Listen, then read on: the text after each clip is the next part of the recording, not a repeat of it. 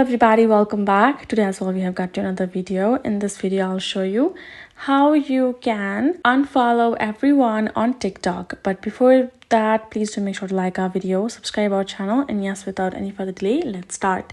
For that, first of all, go ahead, open up your TikTok app. Then what you're going to do from this section, you're going to go ahead, tap on your profile at the bottom right corner. Then go ahead, tap on this 3-line menu on top right corner.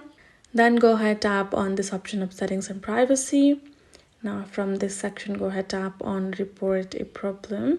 For that, you have to scroll down. Then you have to go to the section of help center. Then you have to go to the option of report your problem or report a problem. Then you're gonna go ahead, tap on this online reporting form.